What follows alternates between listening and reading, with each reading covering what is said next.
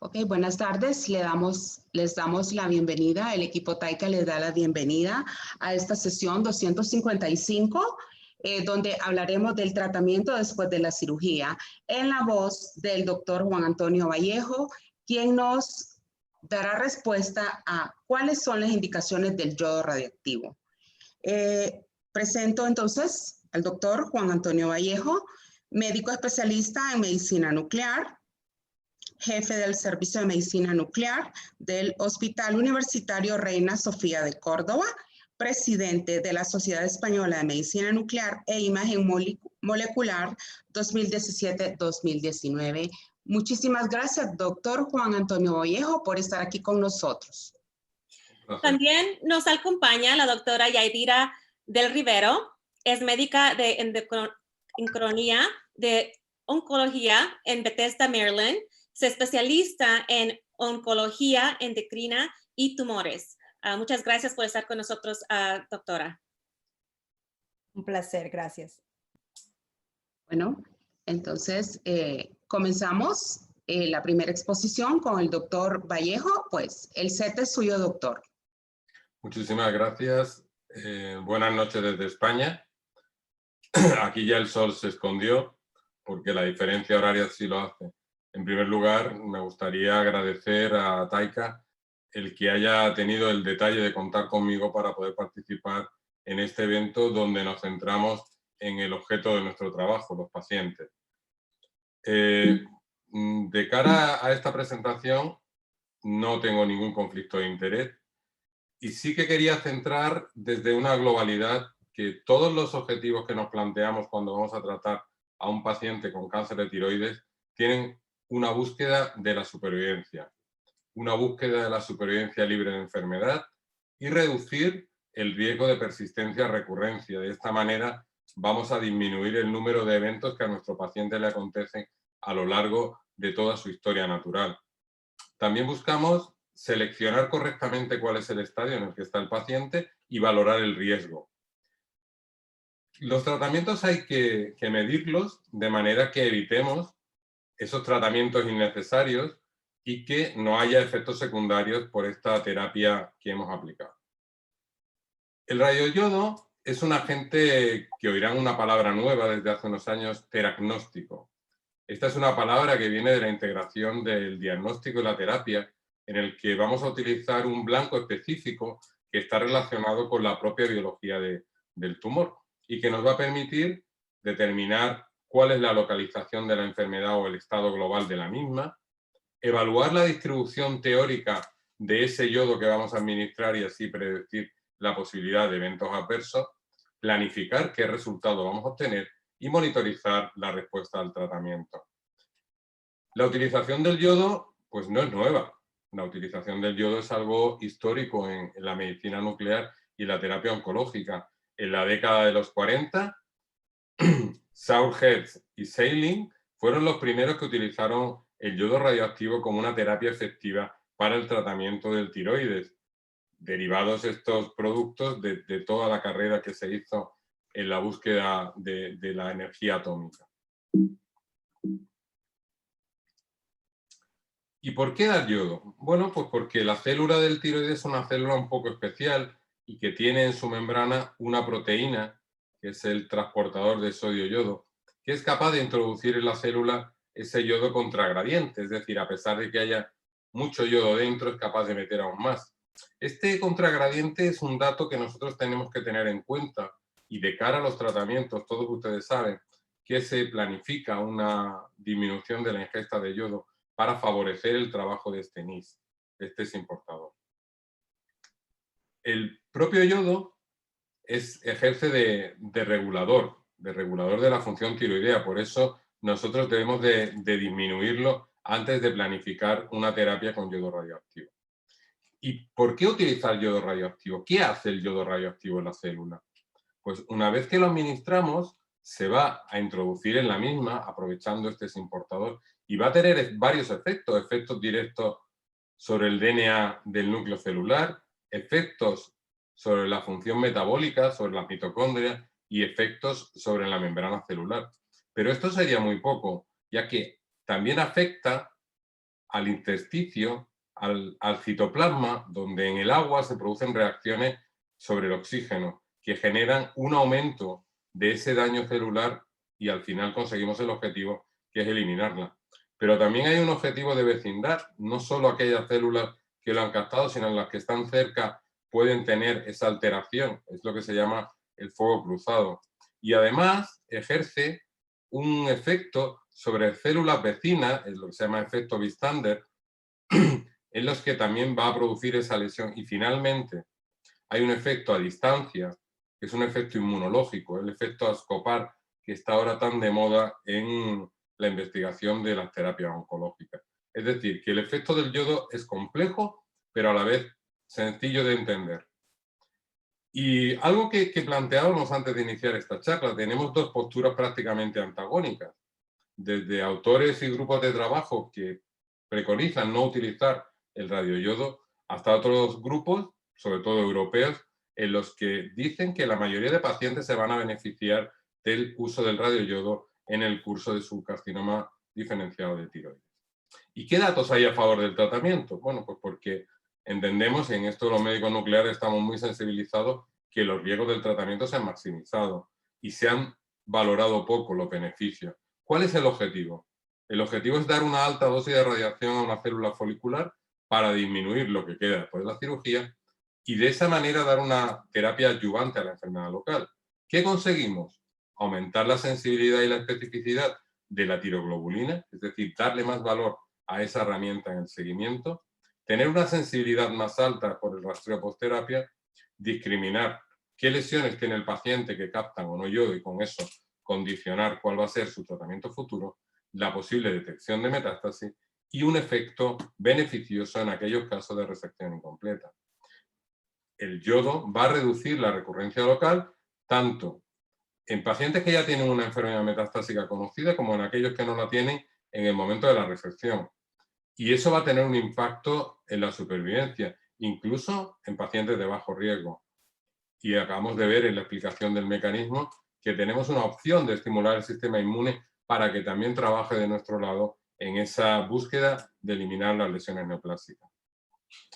Al destruir ese tejido residual, vamos a producir una liberación de sustancias que van a hacer que nuestro propio sistema inmune despierte frente al tumor. Y vamos a conseguir que haya una regresión del mismo, aunque no capte yodo. Y eso se ha demostrado en algún trabajo reciente con el descenso de la tiroglobulina en estos casos. ¿Y qué datos hay en contra? Bueno, pues hay autores que dicen que la probabilidad de enfermedad metastásica en bajo riesgo es muy baja, que para monitorizar el seguimiento podría bastar con la ecografía, porque en manos expertas, y esto es cierto, la ecografía tiene un elevado valor, y porque se pone en valor los efectos colaterales del yodo. Ahora veremos un ejemplo de esto. También estos autores dicen que es posible monitorizar la tiroglobulina sin ablación. ¿Por qué? Porque muchos de los pacientes que se operan, están bien operados, a los 5 años tienen una tiroglobulina indetectable, que cuando ésta se eleva, tenemos ya un dato para pensar que algo nuevo está ocurriendo en el tumor y sobre todo tener en cuenta la velocidad, el tiempo en el que se duplica. Y decía que un ejemplo de cuáles son los efectos secundarios, un fármaco que todos conocen, el ácido acetilsalicílico, la aspirina, y el yodo 131, todos tienen una serie de efectos secundarios autolimitados. En ambos casos digo, existe el riesgo pequeñísimo de desarrollo de una segunda neoplasia, pero no hay ningún dato en la literatura recogido de un efecto fatal del radioyodo, y sí que hay varios con la aspirina, y realmente tampoco nadie se plantea el dejar de utilizar el ácido acetilsalicílico en sus indicaciones. Otro de los problemas que se plantea es el sobretratamiento. Y a mí me llamó mucho la atención este artículo en Estados Unidos, en el que la mayor parte de problemas que acaban en los juzgados es por falta de tratamiento, más que por sobretratamiento. Así pues, nos enfrentamos a un escenario pasado en el que, antiguo, los pacientes se trataban a todos les hacíamos un rastreo después de la cirugía, a todos les dábamos una dosis como mínimo de 100 milicurios y todos los sometíamos a deprivación hormonal.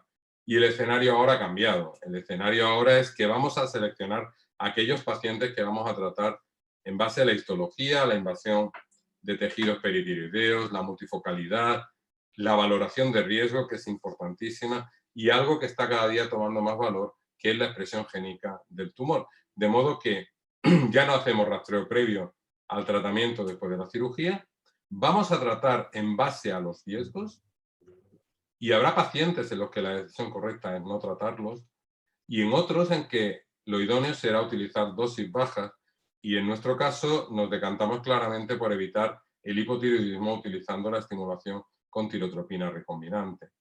Esta situación de discordancia, de controversia, ha hecho que las principales asociaciones científicas que tratan del cáncer de tiroides se hayan puesto de acuerdo para poner en marcha un proyecto de trabajo para llegar a unas decisiones comunes que nos den un poco de luz a todos los que trabajamos en el cáncer de tiroides. Sí es importante diferenciar tres conceptos: el concepto de ablación, el concepto de adyuvancia y el concepto de tratamiento. El objetivo de la ablación, la dosis que le vamos a dar a un paciente después de la cirugía, es eliminar el tejido residual. De ese modo aumentamos el valor de la tiroglobulina, la sensibilidad del rastreo y da valor a posibles tratamientos posteriores. Y nos da una opción de la evaluación preterapia. La adyuvancia, ¿qué es lo que pretendemos hacer? Tratar enfermedad microscópica, enfermedad que no es evidente desde el punto de vista anatómico, pero sí es sospechada. Esa enfermedad residual que queda después de la cirugía, con un objetivo claro: mejorar la supervivencia. Y finalmente, el tratamiento es la dosis de radioyodo que nosotros aportamos frente a una enfermedad conocida, una enfermedad estructural, una enfermedad que vemos en una prueba de imagen, una enfermedad metastásica. Y el objetivo es la curación, buscando esa mejora en la supervivencia y reducir la recurrencia de esa nueva lesión y, por supuesto, la mortalidad. Bien, pero no está tan claro qué hacer con los pacientes. Si nosotros tenemos la clasificación de la American Thyroid Association en base a los riesgos, vemos que en los pacientes de bajo riesgo todos estamos de acuerdo en lo que hacer, igual que en los pacientes de alto riesgo. En los primeros no estaría indicado el utilizar el yodo 131, mientras que en los pacientes de alto riesgo está claramente aconsejado la dosis de radioyodo tras la cirugía. ¿Pero qué ocurre?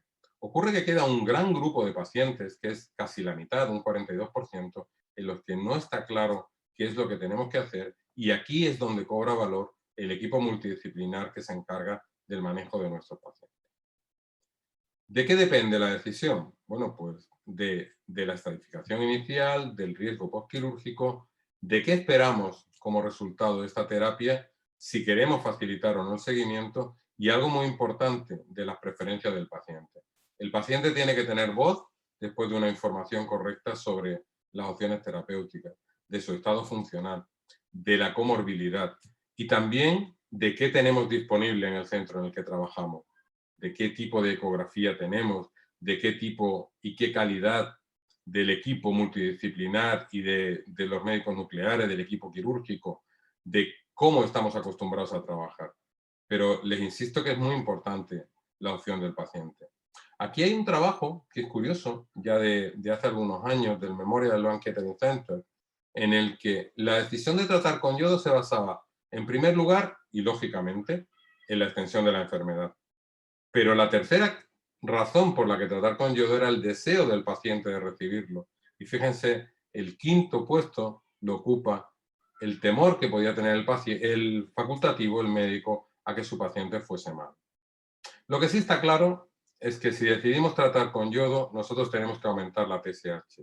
Y eso lo podemos hacer, bueno, pues como se ha hecho clásicamente, disminuyendo, retirando la terapia sustitutiva, la levotiroxina, de manera que llevamos al paciente a una situación de hipotiroidismo, y esa situación de hipotiroidismo estimula la hipófisis, que produce TSH, que va a favorecer esa estimulación de las células tiroideas que queden, y de esa manera captarán yodo, pero el paciente está en hipotiroidismo con todo lo que eso conlleva. Y frente a ello tenemos la alternativa de la tirotropina recombinante, en la que el paciente se mantiene durante todo el proceso eutiroideo, y ese incremento de concentración de TSH va a hacer que el yodo se capte manteniendo al paciente en una situación de hipotiroidismo con las ventajas de calidad de vida que eso puede suponer.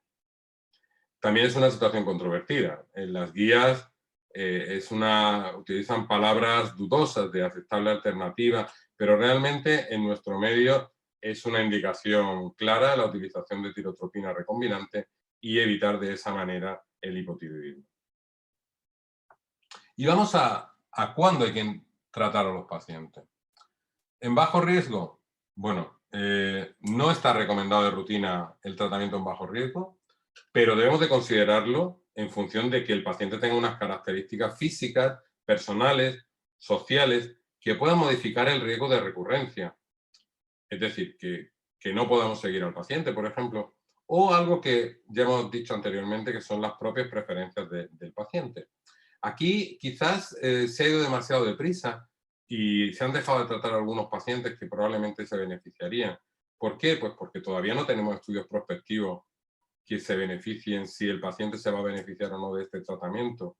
Y nosotros abogamos por no hacer cambios hasta que haya una evidencia que nos dé seguridad en que no tratar a los pacientes con bajo riesgo no tiene ningún tipo de implicación. Y esperamos que a corto plazo finalicen ensayos que nos van a dar luz en este sentido. No está recomendado tratar con yodo cuando se hace una cirugía parcial, una lobectomía o incluso una tiroidectomía en aquellos pacientes que tienen un microcarcinoma unifocal. Tampoco cuando se hace una tiroidectomía en pacientes con un microcarcinoma multifocal que no tengan otros factores de riesgo. Y sí debemos de considerarlo en pacientes de riesgo intermedio cuando hagamos una tiroidectomía. Y esta situación de ambigüedad hace que el valor lo tomen los comités multidisciplinares, que van a ser los que, con sus datos y con todas las herramientas que tienen, tomen la decisión más correcta. Sí está claramente el consenso hecho en cuanto a tratar pacientes de alto riesgo. ¿Y cuánto vamos a dar de radioyodo? Bueno, pues esto ya decía yo al principio de esta parte, que se ha cambiado un poco, en el sentido de que aquellos pacientes que se califican como de bajo riesgo o de características de bajo riesgo, la administración de una dosis baja de 30 milicurios se prefiere a la dosis alta.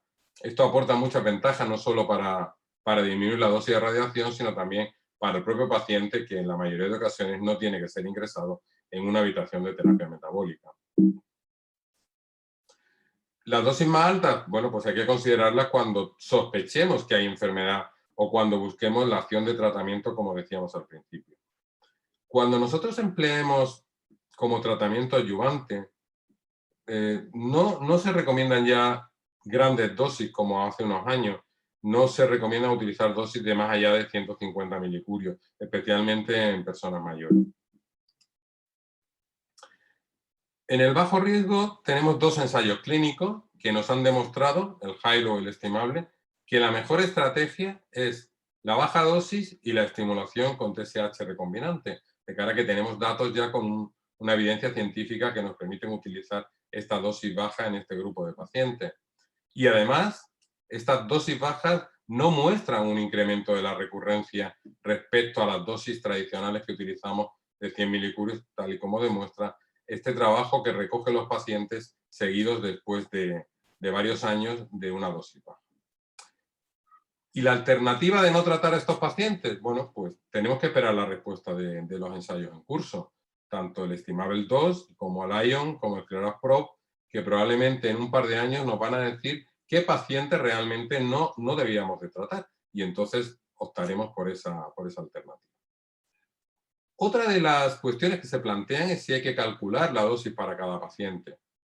Bueno, la experiencia hasta el día de hoy y la base científica dice que los resultados son más o menos similares, con inconvenientes desde el punto de vista económico y logístico de la dosimetría, y que lo más habitual es utilizar dosis estándar en cada institución. Lo que sí que la tendencia es a utilizar dosis menores en el tiempo y no sobrepasar los 150 milicurios. En el alto riesgo, bueno, el alto riesgo es una enfermedad más compleja, menos diferenciada. ¿Por qué? Pues porque expresa menos en la membrana celular ese elemento del que hemos hablado al principio, el semportador, y podría ser una indicación, y es una línea de trabajo, en la rediferenciación precoz. En estos pacientes necesitamos considerar dar una dosis elevada al principio, en un planteamiento que es el concepto ASAJA, dar la dosis más alta que podamos hacer con seguridad para conseguir el mejor resultado. Pero lo que sí está claro que a pesar de ser pacientes de alto riesgo, cuando estos pacientes responden al yodo, y sobre todo cuando responden con pocos tratamientos, aquí pueden, el tiempo libre de enfermedad y la supervivencia global, cuando han respondido con 1 o 2 tratamientos, es prácticamente similar a la de la población normal. Es decir, que el alto riesgo se resetea cuando hay una respuesta completa al radioyodo. Otra situación que también es frecuente es la elevación de tiroglobulina sin que encontremos en las pruebas de imagen ningún foco, ninguna lesión que tratar. Es lo que se llama el tratamiento empírico y que tiempo atrás se utilizaba con bastante facilidad. Hoy en día no está tan en boga y lo que está claro es que no está recomendado en lesiones anatómicas que no tienen captación de radioyodo. Y la indicación sería una tiroglobulina elevada o ascendente que no muestra una lesión anatómica, pero solo lo tenemos que hacer una vez si no hay respuesta. Y en este caso sí que juega mucho papel la utilización del PET con fluoro de sodio y glucosa como elemento alternativo pronóstico en este grupo de pacientes. En cuanto a la enfermedad metastásica, la enfermedad avanzada, evidentemente va a tener mucho mejor pronóstico aquellas situaciones que captan yodo y no captan en otras técnicas, por ejemplo la FDG, frente a aquellas imágenes que muestran captación de FDG o no captación de yodo. De modo que la captación de radioyodo es un factor pronóstico beneficioso y la de la FDG es un factor de mal pronóstico. De modo que podemos decir que el yodo 131 mejora tanto la supervivencia global como la supervivencia libre de enfermedad. Aquí tienen bueno, pues un ejemplo de metástasis pulmonares que han respondido perfectamente al radioyodo. Es el lugar donde mejor respuesta hay en tejidos blandos, sobre todo en la enfermedad micronodular, frente a la enfermedad ósea que responde más dificultosamente al radioyodo. Una estrategia para estos pacientes que no muestran captación de radioyodo es la rediferenciación con varios fármacos que, como ven aquí, están relacionados con expresión génica, es decir, vamos a dar un paso más en la caracterización de este grupo de tumores y con lo que podemos obtener diferentes escenarios que podemos conseguir, en unos casos, restaurar la respuesta a yodo 131, con lo que sería ideal. Podemos catalogar al paciente como que es resistente a radioyodo o simplemente que no hay captación, con lo cual entramos en un escenario distinto, que es la radiorefractariedad, del que supongo que en algún momento tendremos oportunidad de hablar. Finalmente, me gustaría dejarle algunos mensajes que creo que son básicos, y el primero es que cada paciente debe tener un manejo personalizado. Y hay que entender que las clasificaciones son solo eso, clasificaciones, tienen sus limitaciones. Que tenemos que valorar los factores que afectan al paciente en todo su contexto y la situación clínica, que de esta manera deberíamos facilitar un tratamiento individualizado y apropiado para cada individuo, teniendo en cuenta que la situación actual hay, bueno, pues estas controversias en el bajo riesgo, el acuerdo en los pacientes de alto riesgo y la discrepancia en el riesgo intermedio. Y finalmente, tenemos que llegar a un consenso para decidir cuándo un paciente que evoluciona no se debe tratar. El objetivo en el cáncer de tiroides es saber identificar aquellos pacientes que van a ir mal. Si ustedes miran esta imagen, es muy fácil que vean a este lobo disfrazado de cordero. Este lo vamos a ver todos. Pero hay que ir un poco más allá y si se fijan en la parte más detrás de la imagen, está más escondido otro animal que nos puede sorprender. Eso es lo que no queremos que ocurra con nuestros pacientes. Finalmente, decirles que el éxito del tratamiento es un conjunto de esfuerzos de profesionales y pacientes que juntos seremos capaces de conseguir lo mejor para nuestros pacientes. Muchísimas gracias por su atención y espero bueno, pues responder a las preguntas que hayan ido llegando desde el chat. ¿Puede ver las preguntas, doctor? Estoy en ello. Okay.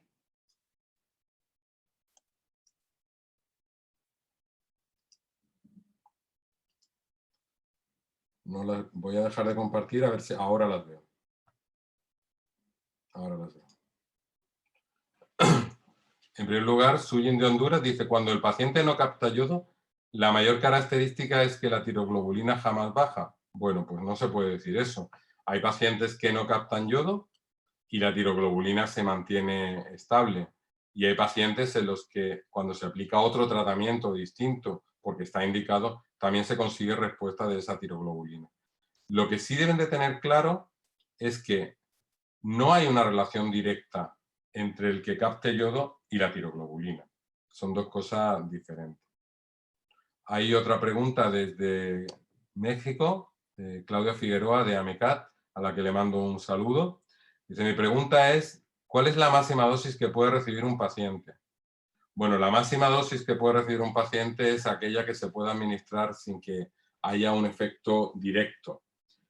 En los últimos años se ha hablado mucho de una cifra de 600 milicuries. Nosotros tenemos pacientes que han recibido un curio, 1000 milicuries, sin efectos secundarios. Siempre hay que valorar el riesgo y el beneficio. También es verdad que en nuestro centro somos muy poco dados a utilizar dosis muy altas. Yo creo que hace 10-12 años que no utilizo una dosis de 200 milicurios. Sí alguna de 150, sobre todo en pacientes con enfermedad metastásica en hueso. En pulmón, la respuesta habitual con 100 milicurios es buena. Quizás en este caso lo que hacemos nosotros es secuenciar más corto el nuevo tratamiento. La máxima, me pregunta Sofía Cruz, si la máxima dosis es igual en adultos que en jóvenes o en niños. No, evidentemente no. En los niños y jóvenes también vamos a hacer una ponderación de esta actividad teniendo en cuenta que los organismos en desarrollo son mucho más sensibles al yodo. Y aquí me he saltado una, que es que me están entrando bastante. Dice Daniel Garre, buenas doctor, los pacientes que aplican 150 milicurios siendo jóvenes, ¿cuándo es recomendable un rastreo de seguimiento? Nosotros hacemos un rastreo en condiciones estándar a los 12 meses de administrar la dosis. A los 6 meses le monitorizamos con determinaciones analíticas, con tiroglobulina, y en algunos casos hacemos una ecografía. Pero raramente, si el paciente va bien, revisamos al paciente con un rastreo antes de los 12 meses. Marilú me pregunta, ¿cómo se sabe si una persona es resistente al yodo? Si una persona tiene APTEC, quiere decir que esa persona no es resistente al yodo.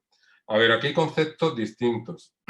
El concepto de captación es que la célula es capaz de meter el yodo en la célula, pero no es un sinónimo de que vaya a eliminar a la célula.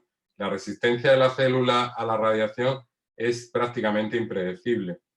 Un paciente se dice ahora que es radiorefractario cuando no responde al yodo. Y eso hay unas situaciones concretas que se están redefiniendo, pero que establecen que ese paciente ya no es subsidiario de tratamiento con radioyodo y que hay que utilizar otra estrategia.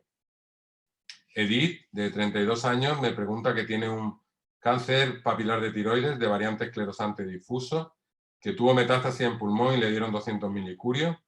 En el rastreo hubo captación exitosa, pero a los 6 meses volvieron a subir las tiroglobulinas. ¿Quiere decir que no funcionó el yodo? Bueno, habrá que valorarlo. Probablemente haya tenido una respuesta parcial y probablemente su equipo médico tendrá que evaluar si usted necesita una dosis más para poder tratarle de esta enfermedad. Creo que no hay más. Sí. Hola, ¿cuántos rastreos después del yodo se realizan en un seguimiento? A ver, esto ha cambiado mucho. En nuestro caso, cuando el tratamiento es exitoso, solo hacemos un seguimiento. Si tenemos un paciente al que hemos administrado radioyodo y al año el rastreo es negativo con tiroglobulinas negativas, el paciente lo seguimos ya con analítica y no le hacemos ningún rastreo más, salvo que haya alguna circunstancia que así lo indique. Pues de momento creo que no hay más preguntas. Si les parece, le pasamos el testigo a la doctora del Rivero para que nos ilustre con su presentación.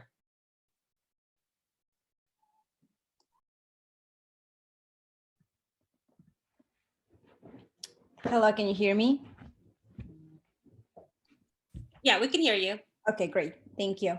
Okay, so what I'm going to talk now, Sorry. A veces si empiezo a hablar en inglés, por favor, párame para que me empiece otra vez al español. Entonces, lo que hoy voy a discutir con ustedes va a ser cómo es el seguimiento de cáncer de tiroides después de que ha sido tratado con cirugía.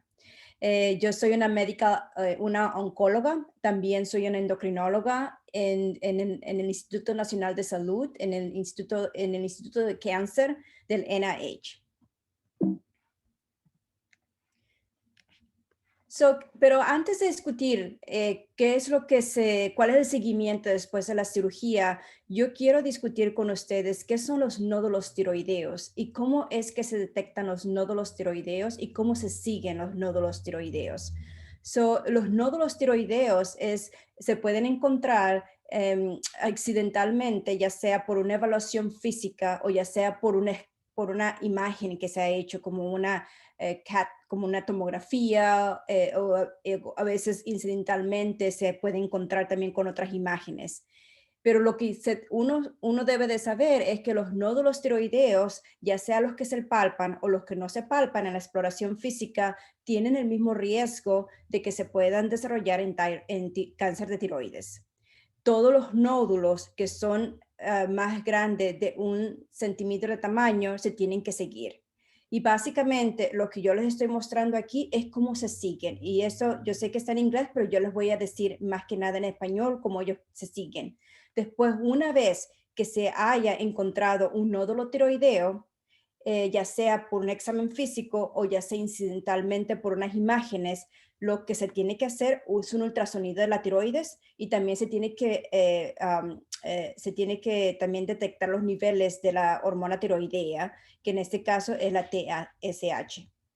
Si la TSH está subnormal, o sea que ya sea que puede estar más baja, entonces en este caso se puede hacer un scan de la tiroides para determinar si el nódulo que se diagnosticó está funcional. Porque si está funcional, entonces tiene que seguir otro tratamiento.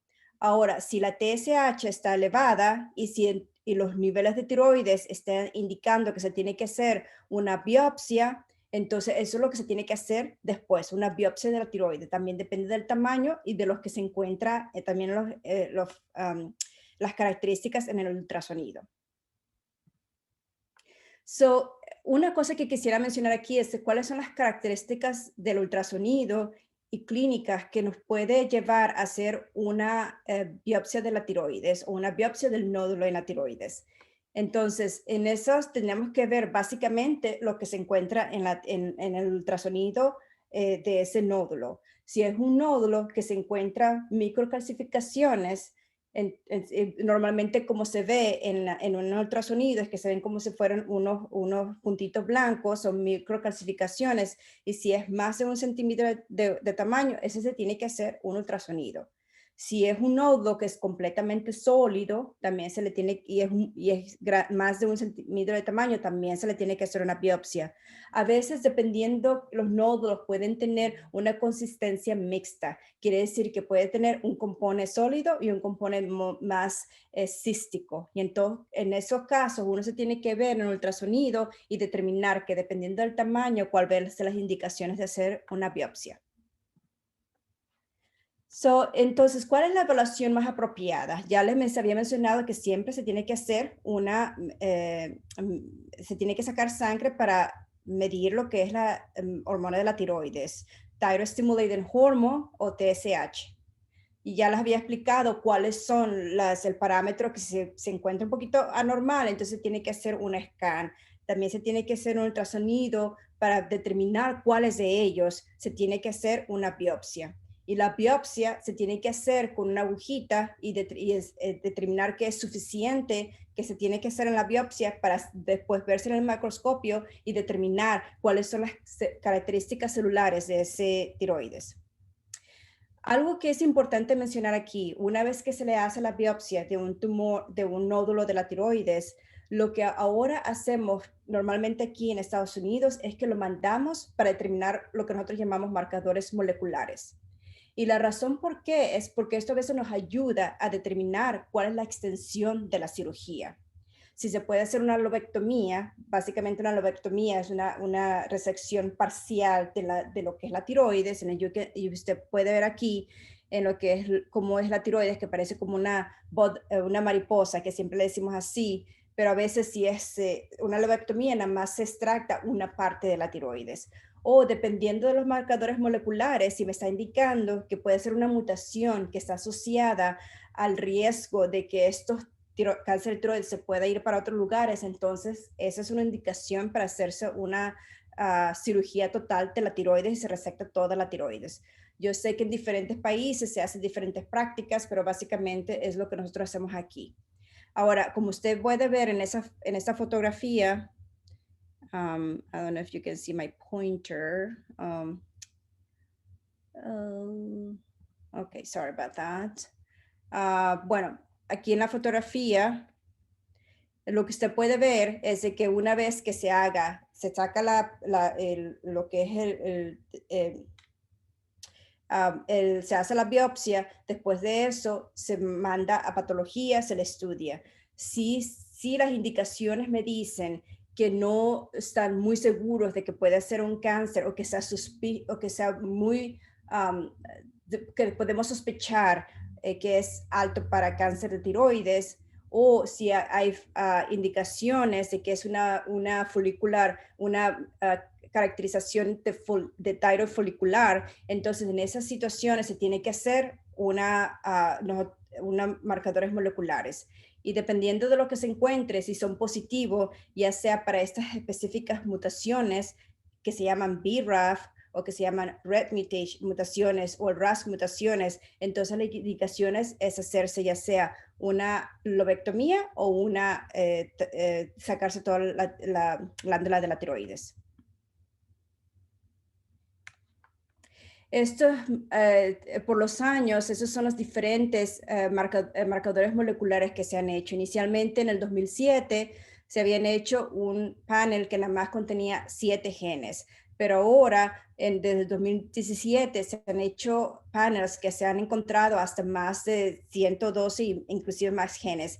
En la institución donde yo trabajo, tenemos un panel que se llama Illumina Panel, y nosotros tenemos 523 genes que nosotros estamos estudiando también, pero eso también abarca otros tipos de tumores. Ahora, ¿qué es el cáncer de tiroides? El cáncer de tiroides es un cáncer que es bien común y que se considera que es el cáncer más común de todos los órganos endocrinológicos.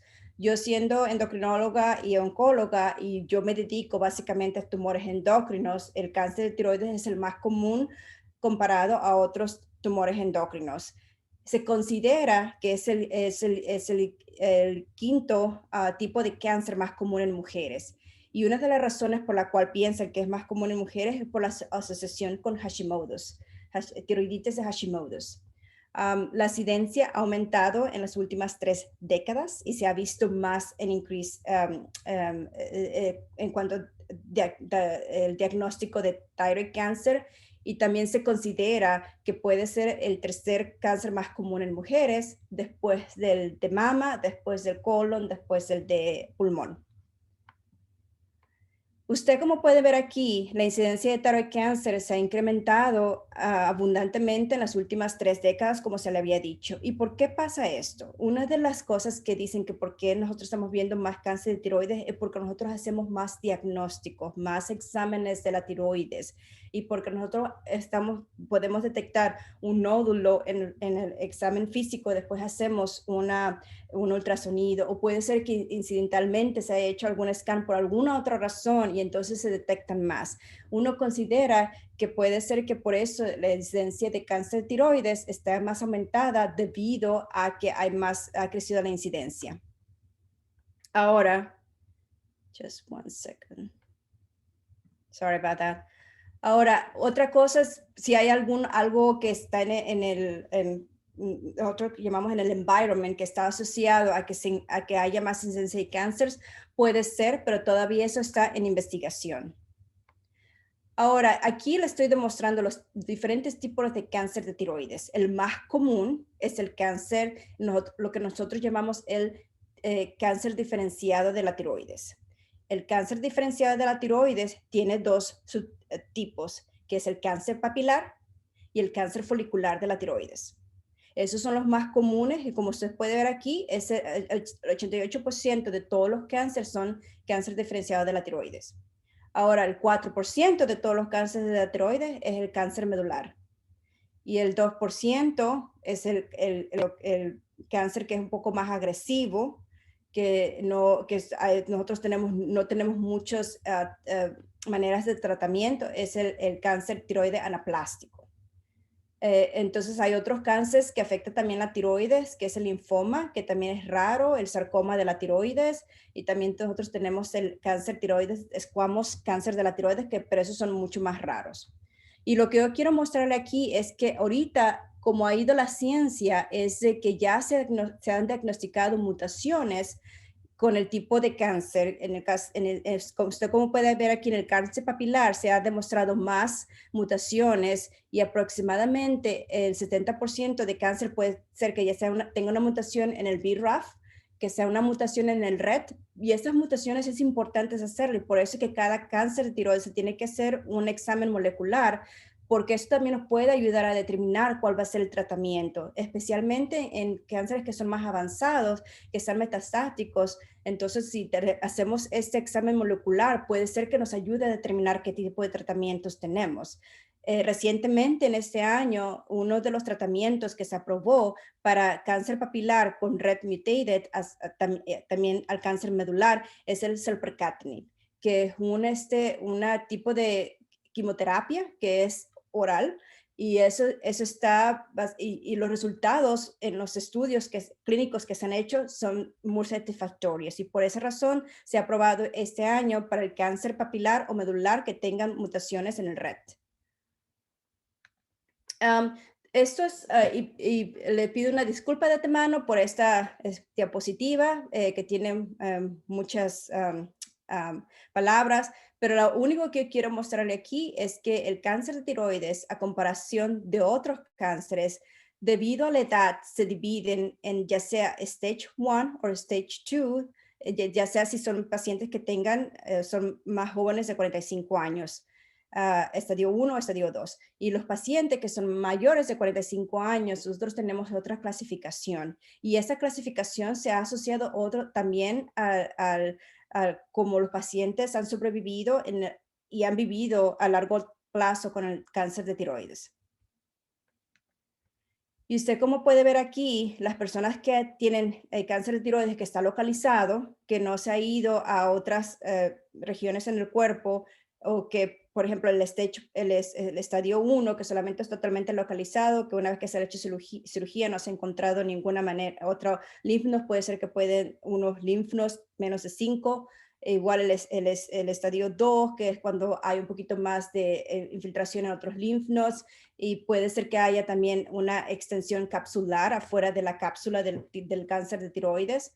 El estadio 3 es un estadio que ya se ha visto más infiltración a lo que es la tráquea, el esófago, otras partes de los órganos cercanos a la tiroides.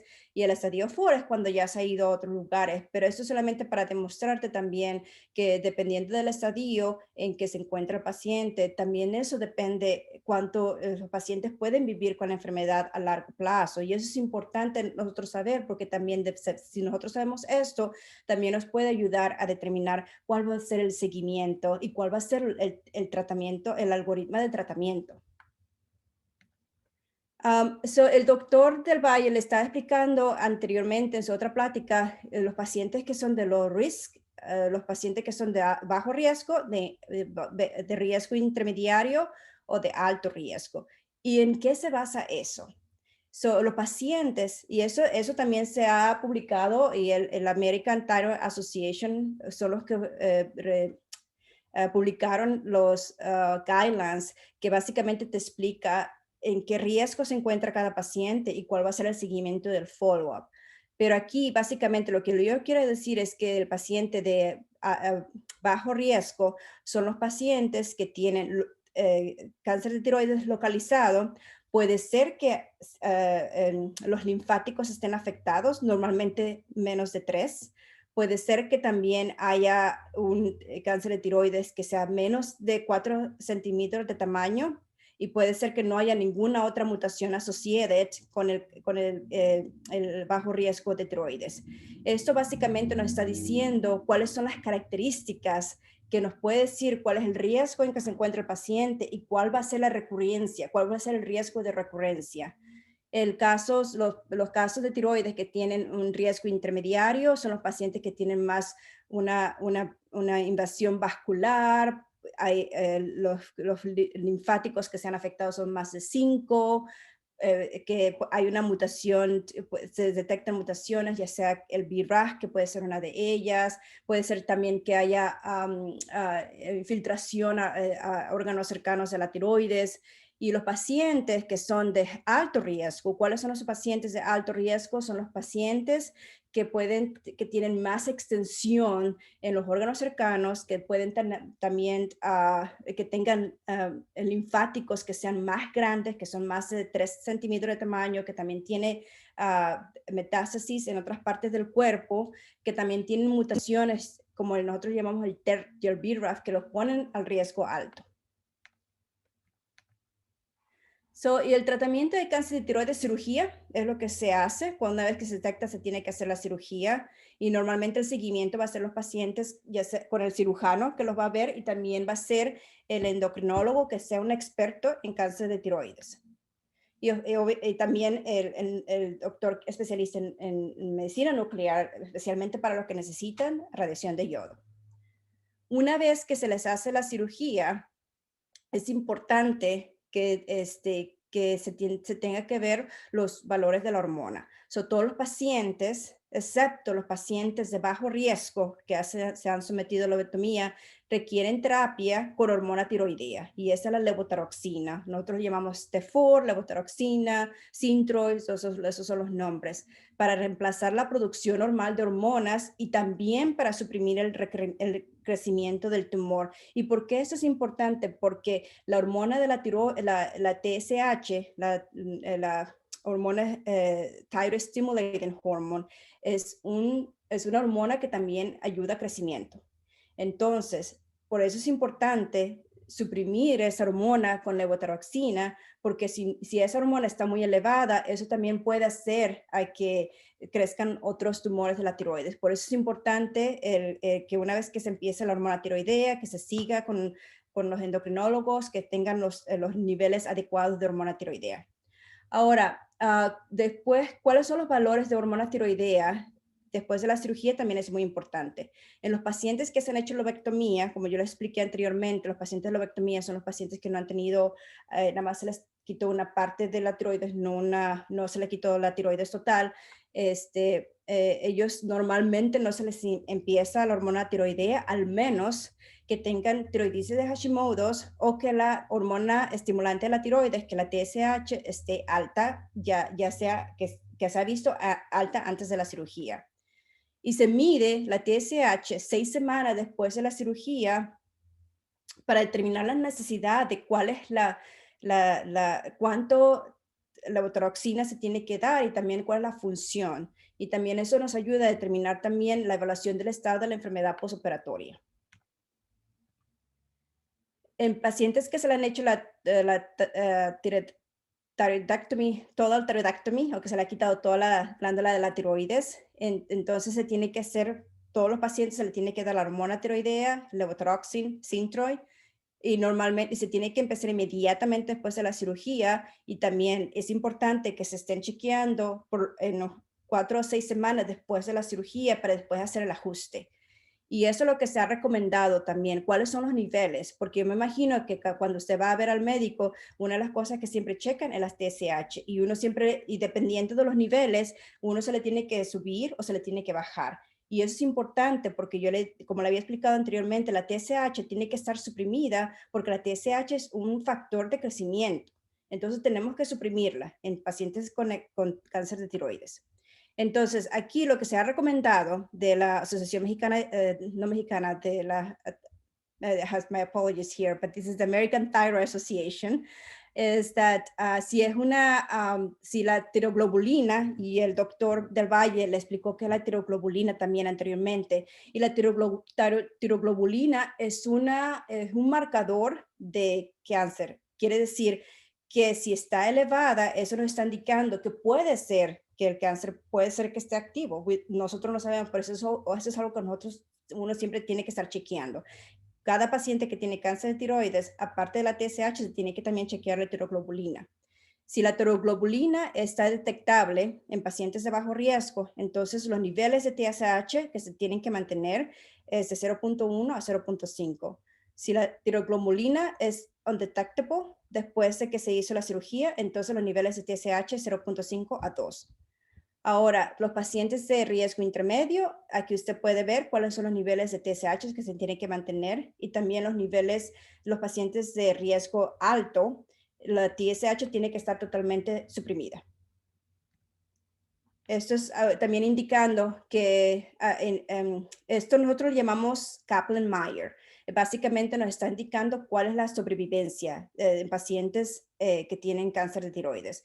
Los pacientes que están en verde, en la línea verde, son los pacientes que se le ha dado hormona tiroidea y que se le ha suprimido la hormona tiroidea. Y los pacientes que están en azul, en la línea azul, son los pacientes que la TSH no se ha suprimido. Y usted ve que los pacientes que tienen la TSH suprimida están, ellos les van mucho mejor en cuanto a la sobrevivencia y la recurrencia del cáncer de tiroides.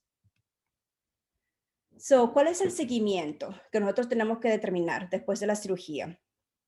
Cuando hay una excelente respuesta es que no hay evidencia clínica, no hay evidencia bioquímica con la tiroglobulina y no hay evidencia estructural, quiere decir que no se ve nada en el ultrasonido o en las imágenes. ¿Cuál es la respuesta bioquímica incompleta? Son aquellos que tienen una tiroglobulina que está abnormal, pero que también si hay anticuerpos de la antitiroglobulina, eso también es importante medirlas. ¿Por qué? Porque si hay anticuerpos elevados de la tiroglobulina, esto no me está interfiere con los niveles de la tiroglobulina total y por eso es importante siempre chequear, cuando nosotros checamos la tiroglobulina, también chequear los anticuerpos de la tiroglobulina. Y eso nos puede ayudar también que si hay un aumento de la tiroglobulina o si hay anticuerpos de la tiroglobulina, en ausencia de alguna enfermedad, quiere decir que es una bioquímica incompleta. Cuando es una respuesta estructural incompleta, puede ser que todavía después de la cirugía se ha encontrado ya sea ganglios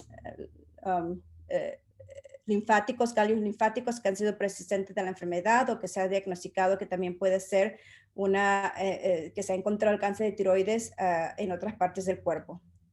Y una respuesta indeterminada son aquellos que sean hallazgos bioquímicos o estructurales bioquímicos, es para la tiroglobulina, y estructurales para las imágenes, que no se pueden clasificar si son benignos o malignos. Y esto incluye pacientes que tienen anticuerpos antitiroglobulina estables o en disminución sin evidencia estructural definitiva de la enfermedad. ¿Y por qué eso es importante? Porque dependiendo de eso también nos puede decir cuál es el seguimiento también que es lo que nosotros tenemos que hacer también como seguimiento y cuáles van a ser los tratamientos también. ¿Cuál es el monitoreo después de un año? Se le tiene que hacer ultrasonido del cuello, se le tiene que chequear la TSH también, se le tiene que hacer los niveles séricos de la tiroglobulina y eso también tiene que ser sobre la supresión de la hormona tiroidea. La tiroglobulina, la TSH, se mide cada 3 a 6 meses durante el primer año y con ultrasonido en intervalos de 6 a 12 meses. Puede ser que también, especialmente en los pacientes que tienen riesgo alto, puede ser que en esos pacientes se le tienen que hacer más imágenes, una resonancia magnética, una tomografía computarizada. A veces, en ocasiones, se le puede hacer un FDG PET scan y el doctor del Valle pudiera comentar más acerca de eso. Pero en cuanto a imágenes nosotros le llamamos el whole body scan o el scan de yodo, nosotros se les puede hacer en pacientes que son más que nada de alto riesgo. Y una de las razones porque también dependiendo de eso nosotros tenemos que saber cuáles de estos pacientes van a también necesitar radiaciones de radiación de yodo. A veces puede ser que no se pueda ver en ninguna como se dice, ninguna enfermedad en el scan del yodo, y a veces el PET scan, el FDG PET scan o el scan de gluco nos puede ayudar a determinar si hay alguna enfermedad también, y eso es importante, y el doctor del Valle quizá pueda responder, si tienen alguna pregunta, puede responder cuál es la importancia de hacerse este scan en pacientes de alto riesgo que no están respondiendo a radiación de yodo.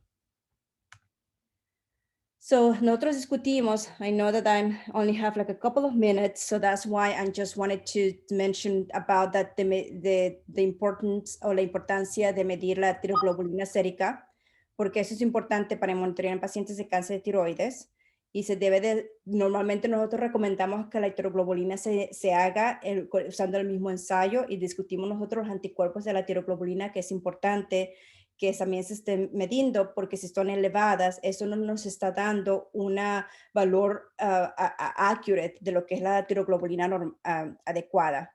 Y después, después del seguimiento del año, después del primer año, es que la TSH se hace normalmente cada año, y una vez que se hace un ajuste en las dosis, se tiene que seguir después de 6 a 8 semanas para determinar si tiene que hacer un ajuste más.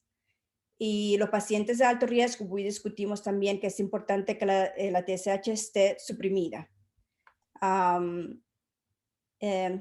So due to the sake of time, I'm just going to discuss this very briefly. So el tratamiento de enfermedad persistente o recurrente, eso es algo que nosotros también debemos determinar en el seguimiento también. Nosotros tenemos que determinar si hay una enfermedad que sea mínima, quiere decir que eso está desarrollado ya sea por los niveles de tiroglobulina, o si es localizada en afectando los nódulos linfáticos, o si tenemos una enfermedad más extensiva. Normalmente, si es una enfermedad mínima, en ese caso se le tiene que hacer cirugía, es lo que normalmente se recomienda si es aplicable, o otras modalidades de tratamiento que son localizadas. Si es una enfermedad más extensiva, entonces hay diferentes formas de tratamiento. Quiere decir metastática, el yodo radiactivo que se le explicó, la quimioterapia sistémica, también se le puede hacer radioterapia externa. Alguien me preguntó hace un momento la percutánea del etanol. Nosotros no tenemos mucha experiencia, pero yo sé que se está dando. Y también si hay ablaciones de las lymph nodes que son cervicales o pulmonares, también se ha dado. Y también para los que son cuando se encuentra metástasis en los huesos, entonces puede ser que también se haga embolización paliativa para reducir los síntomas de dolor.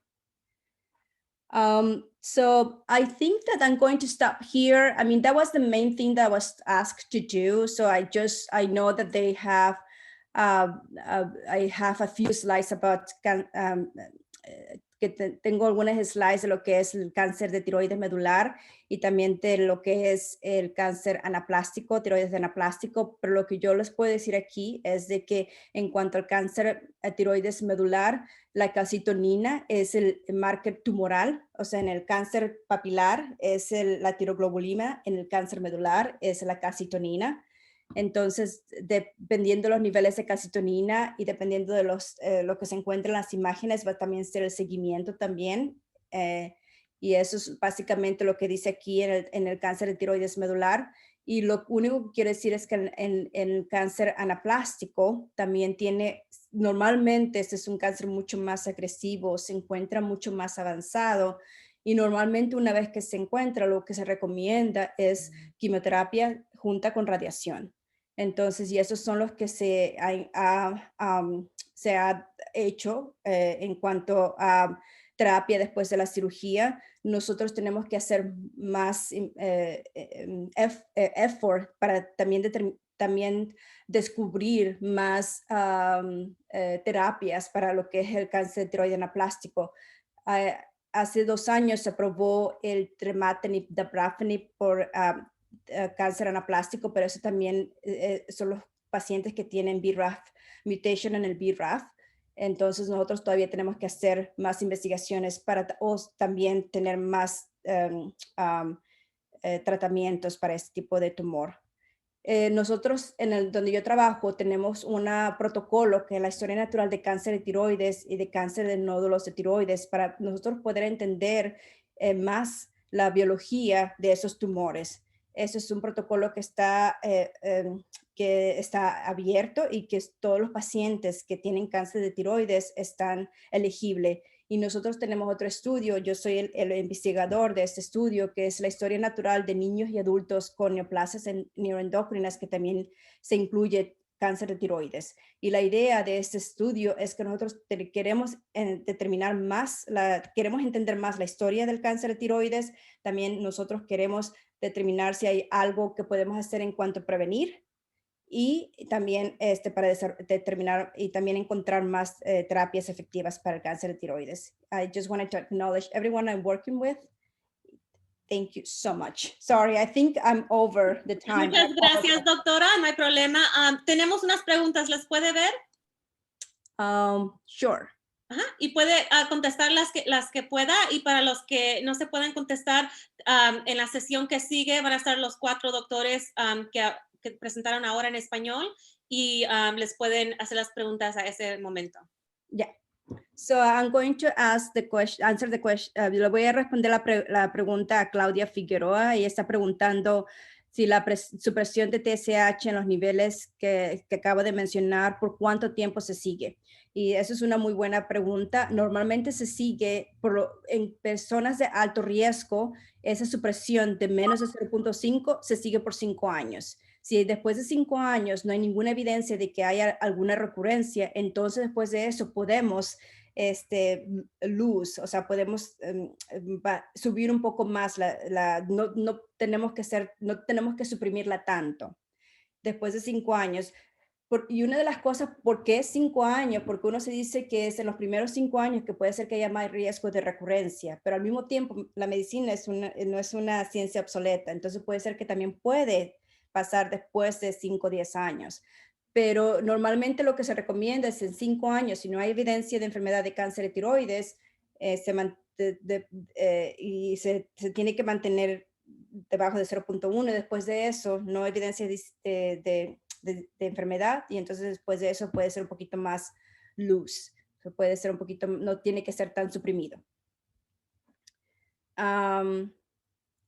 La tiroglobulina bajó a 0.7 con el yodo y rastreó. ¿Hay riesgo de que vuelva a subir la tiroglobulina de nuevo? Me imagino yo que la pregunta de aquí es de que la tiroglobulina bajó con el tratamiento de yodo y puede ser que se tienen que seguir. Bueno, entonces eso es algo que nosotros tenemos que seguir. Tenemos que seguir después de que se le dio el tratamiento de yodo. Usted va a seguir con su tratamiento, con su seguimiento. Se tiene que hacer su tiroglobulina, tiene que seguir con los niveles de medida del TSH. Entonces, yo no le puedo decir con garantía que puede hacer que suba o que no.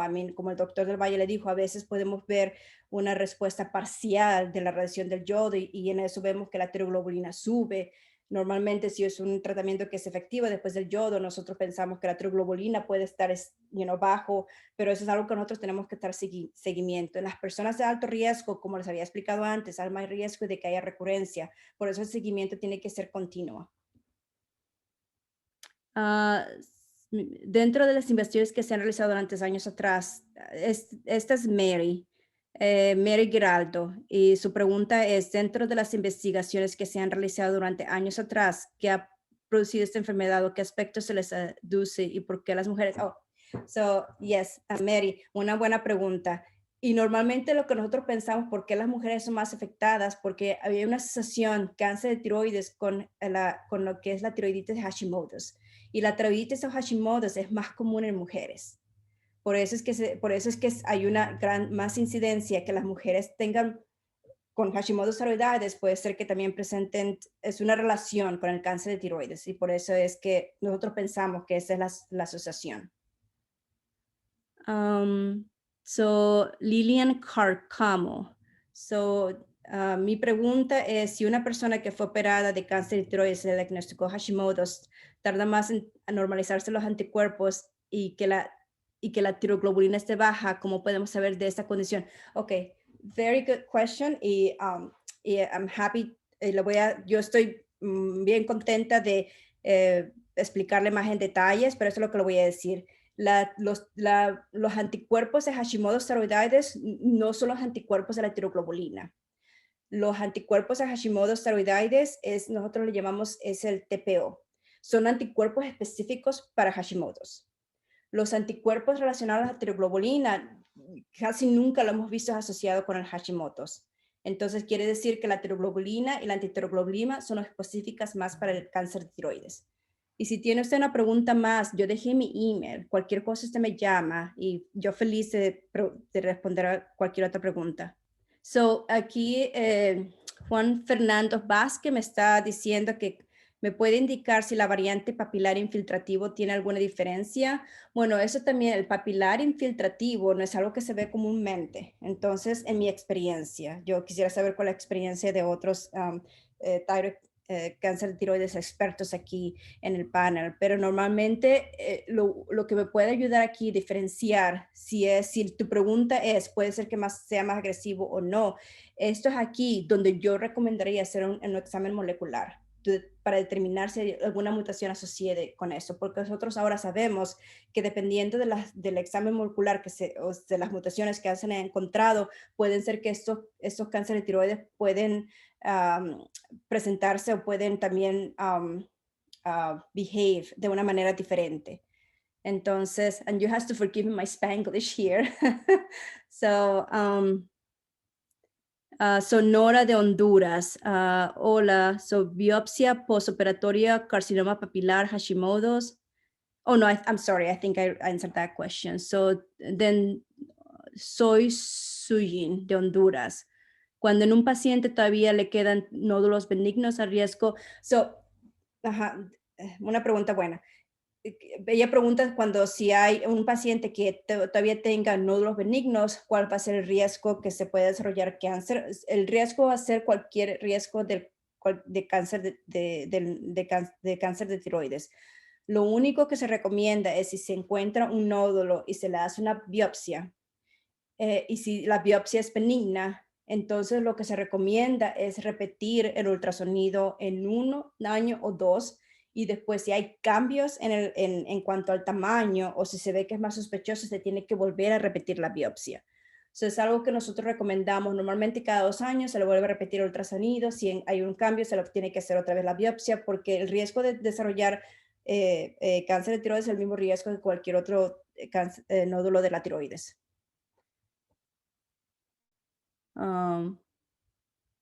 So I think what Dania Monique, maybe that would be a question for Dr. Del Valle. And I don't know if Dr. Del Valle can answer that question from Dania Monique Carrasco, but for Catherine Castro, la pregunta que ella tiene, un papilar de células altas con 3 cirugías previas y que ya no capta yodo, que seguirá de tratamiento. Okay. Yeah, that's a very good question. A veces sí vemos eso, Catherine, que cuando nosotros vemos este cáncer de células altas y que ya no está captando tratamiento de yodo, a veces en las situaciones es cuando yo recomendaría hacer el FDG PET scan o el scan de glucosa. Porque a veces cuando ya no capta yodo, nosotros lo que vemos, y el doctor Del Valle quizá me pueda también ayudar aquí, pero básicamente nosotros lo vemos desde que ya no se ve en el scan del yodo, pero se ve en el scan del FDG. Y es importante porque nosotros para nosotros diagnosticarlo, se tiene que también hacer un seguimiento, especialmente si la tiroglobulina se está subiendo y el scan de yodo está negativo, yo haría un scan del FDG. ¿Qué es lo que se recomienda, doctor Del Valle? Estoy totalmente de acuerdo. Cuando el rastreo es negativo y la tiroglobulina está elevándose, el paso siguiente es hacer un PET con flúor de soxioglucosa y a partir del resultado manejar el paciente de una manera diferente. Así es. Y después, ¿qué es lo que usted opina de Dania Monique, de la pregunta de Dania Monique? ¿Es indispensable el rastreo post-tratamiento de yodo? Para evaluar la respuesta, sí. Diría que no siempre. Nosotros utilizamos un parámetro que nos guía mucho, que es la tiroglobulina postquirúrgica.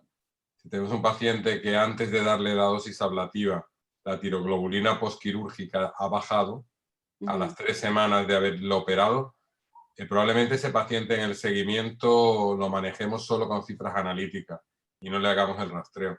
Pero si tenemos una tiroglobulina postquirúrgica alta, después de la dosis ablativa siempre vamos a hacer un rastreo a los 12 meses. Bien, y tenemos una última pregunta para la doctora, es ¿de qué país es usted y en qué hospital? Sí, yo originalmente nací en México y vine aquí a los Estados Unidos ya, yo hice medicina aquí, todo mi entrenamiento, hice mi medical school, mi residencia en medicina interna, mi residencia en endocrinología y después oncología. Entonces, y estoy practicando en el NIH, en el Instituto Nacional de Salud, aquí en Bethesda, Maryland.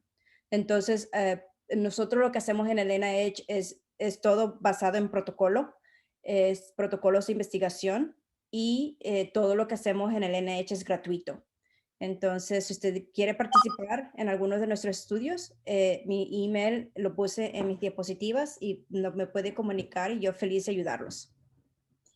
Bueno, muchas gracias, doctores. Para los que sigan teniendo preguntas, vamos a tener otra sesión, la última sesión del día, y ahí se van a encontrar los 4 doctores que presentaron ahora en español y se van a poder hacer las preguntas. Y creo que van a poder ustedes preguntarles por video, no van a tener que hacer el chat, pero no soy 100% segura. Pero muchas gracias por acompañarnos.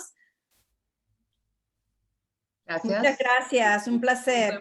Nos vemos más tarde. Sí, los vemos más tarde. A las 4:15, vengan para que nos hagan más preguntas y así podemos hablar más cara a cara, ¿no?